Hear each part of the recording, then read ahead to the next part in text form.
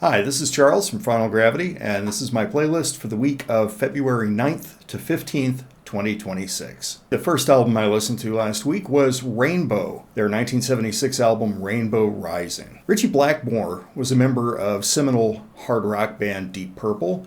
He decided that he was going to quit in 1975 and form his own band. There was a band that had been touring with Deep Purple called Elf. So he essentially hired the band Elf to be his new band. The singer for Elf was Ronnie James Dio, and that changed the course of hard rock and metal music.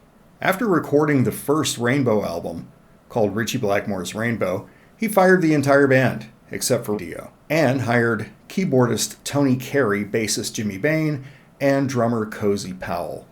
This lineup recorded their next album, 1976's Rising. The album opens with the spotlight on Carey. He contributes an epic, in-your-face keyboard solo during the beginning of Terra Woman, which is a rhythmic driving rocker that finds everyone in the band playing at the top of their game. With special kudos to Carey and Cozy Powell, who proves in this cut he is one of the greatest hard rock drummers of all time. Period, full stop. Run with the Wolf is the next track. It's a loping prowler of a song about werewolves, followed by Starstruck, ditches the fantasy lyrics in favor of a tale of an obsessed fan who just won't leave the singer alone. It's a thumping, strutting tune. The weakest spot on the album is the next tune, Do You Close Your Eyes, which finds an uncharacteristically braggadocious Ronnie James Dio trying to get some pillow talk going with a girl. It is not a great song. But it's short and it's over quickly.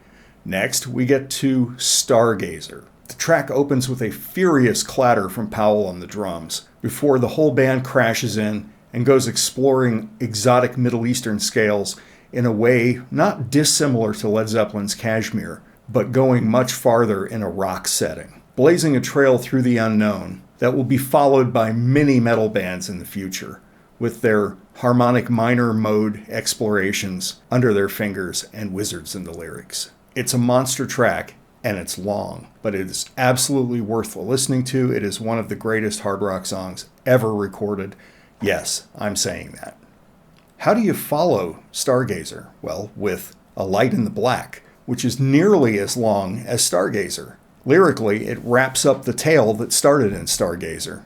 It's a speedy track with a pretty fast tempo, and it's highlighted by an absolutely epic duel between Blackmore and Tony Carey. This is one for the books. Not only the best Rainbow album, but truly one of the greatest hard rock and metal albums ever recorded. Dio never sounded better, Blackmore never played better, and he was never paired up against as aggressive a synth player as Tony Carey.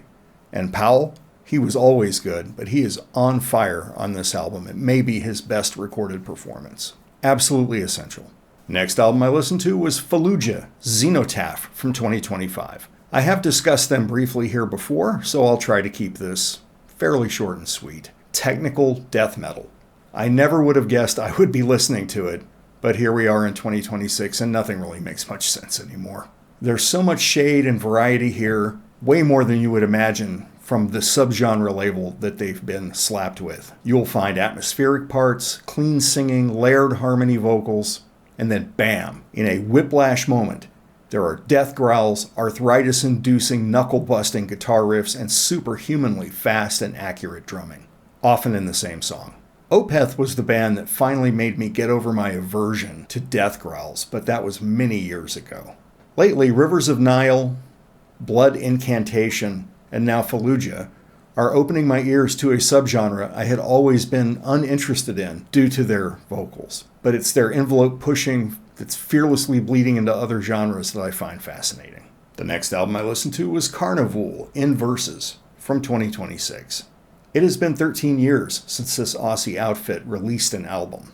They never broke up or officially announced a break or a pause. They stated in interviews they're just living their lives, and it's become more and more difficult for them to get together, write, and record to their own standards. Carnivool often get tagged as progressive metal, but they're not really that progressive, and they're not really that metal when compared to other examples from both of those separate genres.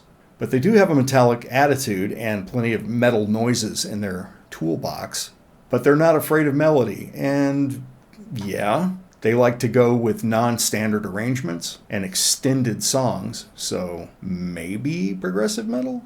But they're nothing like the first-gen progressive metal bands, Queensryche, Fates Warning, Dream Theater. So what do they sound like, you ask? Well, sort of like Tool a little bit, which is mainly due to their vocalist Ian Kinney, and maybe Muse? Their bassist, John Stockman, has a very aggressive, fuzzy tone. Guitars growl and riff with complexity. Songs are loud, soft, then loud again. Drummer Steve Judd is all over the kit. He emphasizes syncopation, dynamics, and drive over anything else. Songs go from the heaviness of the opener Ghost to the interlocking compound meter of All It Takes to the dramatic, sweeping vibes of Opal and Salva. There are no bands I know of who are doing this exact thing, but when everything is so well executed, I'm a fan. This is an Album of the Year contender. The last album last week that I listened to was Textures, Genotype from 2026. Textures have been labeled as a progressive metalcore band, more screaming than singing and more akin to Meshuggah than Dream Theater. They're another band that took a long break, splitting up in 2017 and then getting back together 7 or 8 years later to begin work on this album. Their sound is touched by a more varied palette this time. There are electronics, there's more melody, the vocals are almost completely sung instead of shouted or screamed this time out, and there's a focus on, dare I say it, textures. The opening song, At the Edge of Winter, doesn't really sound much like their earlier output, with the focus on melody, though the guitars are still as heavy as heck. There are guest vocals by Diana Leah of Dutch symphonic metal band Delane. Did they go soft? Shock horror. Well, let's say they broadened their horizons. There's surely some people that will not like it because they have moved beyond their old sound. Me? I think there was something special about them before, and that spark seems to be guttering very low now. It's not out, and this album does not suck, but I really do prefer their older material. That is everything I listened to last week. If you would like to leave us a note in the comments about what you listened to, we would be very happy to read it and reply. Catch you all next week, and here is the t-shirt of the week.